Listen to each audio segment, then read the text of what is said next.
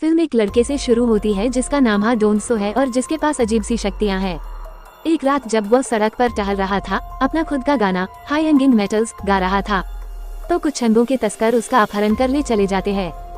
फिर उसके शरीर को थोड़ा थोड़ा करके अलग करने लगते हैं।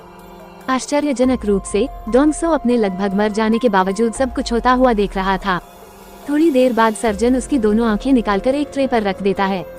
हालांकि आंखें ऐसी लगती है कि वो अभी भी देख रही है। सर्जन आंखों को देखने लगता है, लेकिन इससे पहले कि वो कुछ कर पाता, उसे एक फोन कॉल आ जाता है। जब वो दूर होता है तो डोनसो के घावों से आश्चर्यजनक रूप से अजीब सी जड़ों जैसी चीजें निकलती हैं और उसके घाव बिल्कुल ठीक हो जाते हैं। फिर वह जिंदा होने लगता है और धीरे धीरे ऊपर उठता है। जैसे ही सर्जन डरावने रूप से उसे देखता है, डोनसो अपनी एक आंख उठा लेता है और उसे अपने चेहरे पर लगाने लगता है, और फिर डोनसो के अंदर से अजीब सी जड़ें आंख को अंदर खींच लेती हैं और उसे उसके स्थान पर लगा देती हैं। जब डोनसो अपनी दूसरी आंख को उठाने की कोशिश करता है, उसी समय सर्जन और लोगों को बैकअप के लिए बुलाने लगता है, इसलिए वो खिड़की से कूद भाग जाता है। कई महीनों के बाद उसी शहर में एक अजीब घटना घटती है। एक सुबह एक महिला की सुंदर मूर्ति कहीं से अचानक वहां आ जाती है और यह बहुत सारे लोगों का ध्यान आकर्षित करती है। लोग उत्सुकता से फोटो खींचने लगते हैं। अचानक उसमें से खून टपकने लगता है। घटनाओं के एक चौंकाने वाले मोड़ में यह पता चलता है कि मूर्ति मिट्टी से नहीं बनी है, बल्कि यह मूर्ति में ढाला गया एक इंसान होता है। कुछ ही समय में पुलिस ऑफिसर जंग वोन वहाँ आ जाते हैं और शव को ले चले जाते हैं। घंटों की जांच के बाद उन्हें सिर्फ शरीर पर एक अजीब सा निशान मिलता है, जो अक्षर पी और एल के जैसा दिखता है। इसके बाद हम डोनसो को देखते हैं, जो शहर में अब गुमनाम जीवन जी रहा है। उसने अपनी खोई हुई आंख को छिपाने के लिए एक आंख पर पट्टी पहन रखी है और वह इस घटना से काफी हिल गया है। एक रात जब वह अपने गाने का अभ्यास कर रहा होता है, तभी अचानक उसे अपनी आंख के सॉकेट में तेज दर्द महसूस होता है और वह एक दृश्य देखने लगता है जिसमें कोई आदमी अपने कंप्यूटर पर राशि चिन्हों की एक तस्वीर को देख रहा होता है। तस्वीर में चिन्हों में से एक पीएल शब्द होता है, जो पहले मृतक लड़की पर मिला था। डोनसो व्यक्ति की मेज के चारों ओर बहुत सारी ड्राइंग रखी देखता है। जब वह अजीब दृश्य बंद हो जाते हैं तो वह यह निष्कर्ष निकालता है कि वह अपनी दूसरी आंख से दृश्य देख रहा था, जिसे किसी और ने लगा लिया है। अगले दिन जब डोनसो अपने कार्यस्थल पर जाता है तो वह देखता कि कुछ बदमाश उसके पुराने बॉस को परेशान कर रहे हैं। फिर वो उन्हें रोकने की कोशिश करता है तो बदमाश उसे ही पीटने लगते हैं। फिर उन बदमाशों में से एक चाकू निकाल लेता है और डोनसो पर घुमाने लगता है, इस उम्मीद में कि वह उसे डरा देगा, लेकिन डोनसो थोड़ा भी नहीं हिलता है। इस वजह से डोनसो का कान कट जाता है और जमीन पर गिर जाता है। देखते ही देखते बदमाश घबरा जाते हैं और वे तुरंत भाग खड़े होते हैं। और उनके चले जाने के बाद डोनसो कान को वापस अपने शरीर से जोड़ने के लिए अपनी रहस्यमय शक्तियों का उपयोग करता है। इस बीच अंधों के तस्कर डोनसो की तलाश में हैं, क्योंकि उसके अमर शरीर की कीमत लाखों में हो सकती है। पुलिस ऑफिसर जैंग ने भी उसे अपराध स्थल पर देखकर संदेह किया कि वो कुछ करने की साजिश में है।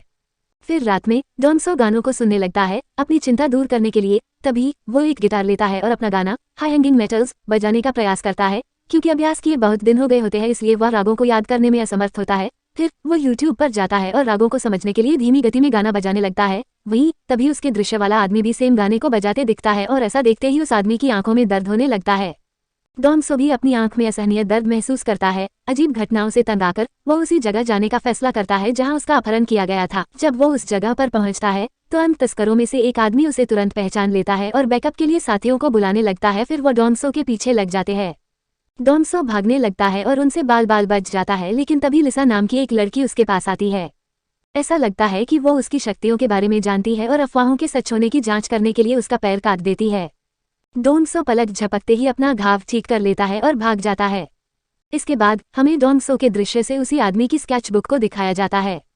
चौंकाने वाली बात यह है कि स्केच उन लोगों के हैं जिन्हें मारकर मूर्तियों में बदल दिया गया है।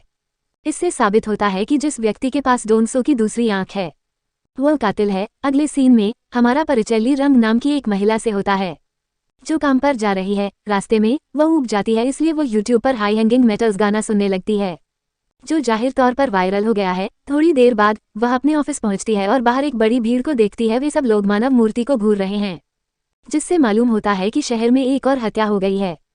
थोड़ी देर बाद ली अपने बॉयफ्रेंड और टीम के लीडर जिन सियोप के साथ होती है, जो शांत और अहंकारी है। चुप्पी को तोड़ने के लिए ली हाई हैंगिंग मेटल गाना गुनगुनाना शुरू कर देती है और इसके साथ ही जिन सेप को अपनी आंख में अचानक दर्द महसूस होता है।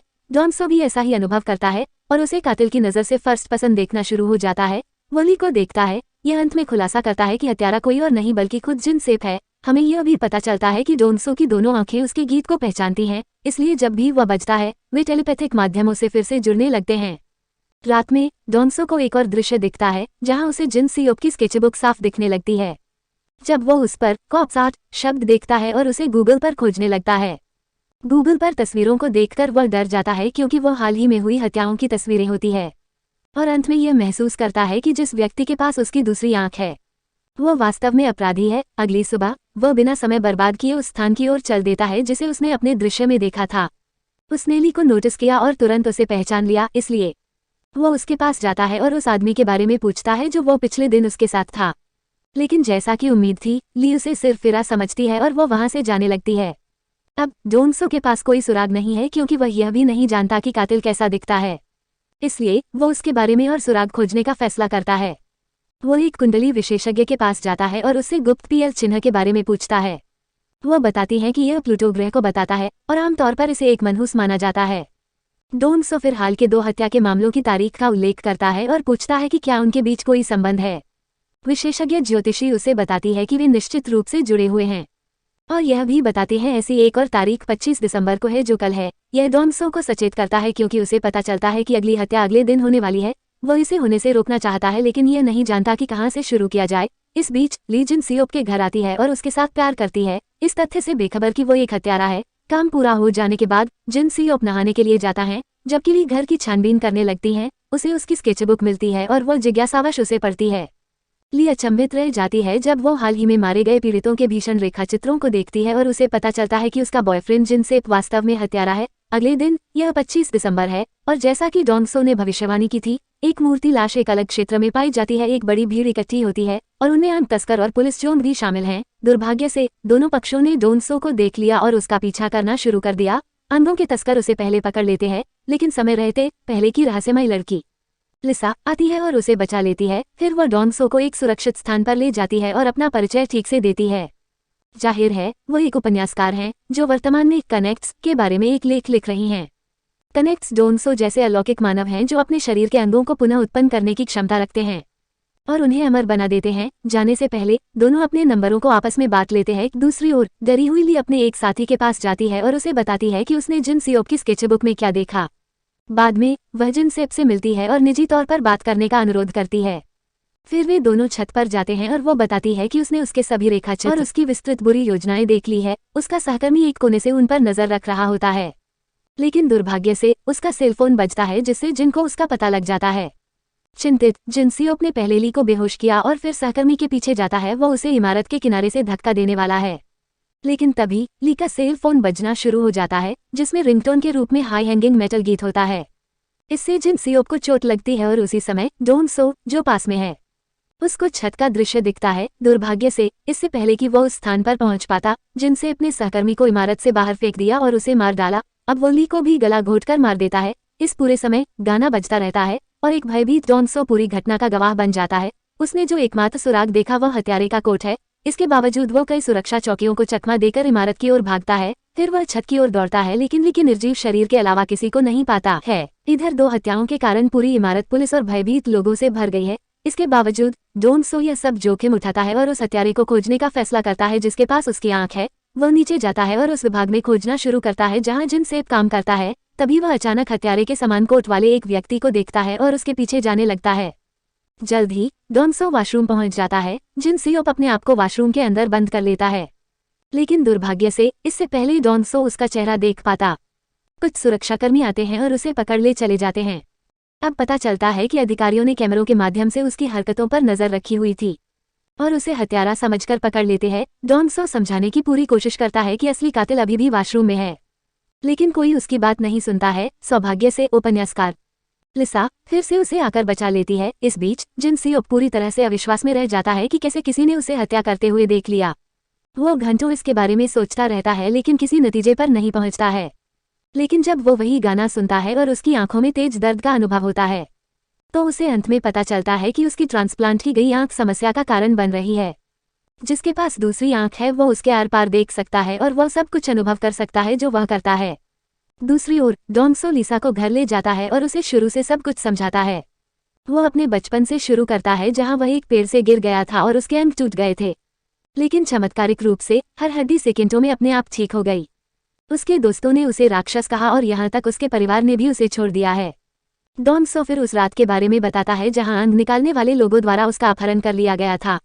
उसे काटकर खोल दिया गया और उसकी आंखें निकाल ली गईं, लेकिन उसने अपनी शक्तियों के कारण उन सभी घावों को ठीक कर लिया और होश में आ गया। इसके बाद उसने अपनी एक आंख लगा ली और बदमाशों के आने से पहले वह वहां से भाग गया। अब वो उस व्यक्ति की आंख से दृश्य करता है जिसके पास उसकी दूसरी आंख है। वो शख्स कोई और नहीं बल्कि शहर का मोस्ट वांटेड कातिल है। वह अपने दृश्य में देखे गए विस्तृत रेखाचित्रों और अन्य योजनाओं के कारण यह जानता है।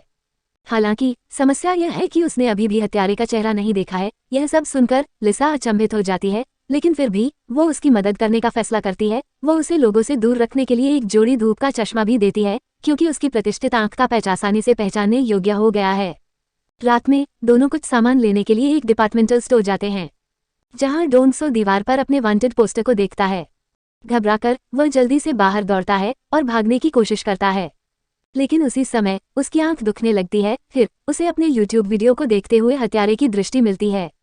इससे डॉन सो को यह एहसास होता है कि वो केवल तभी दृष्टि प्राप्त कर सकता है जब हत्यारा उसका गाना हाई हैंगिंग मेटल्स सुनता है।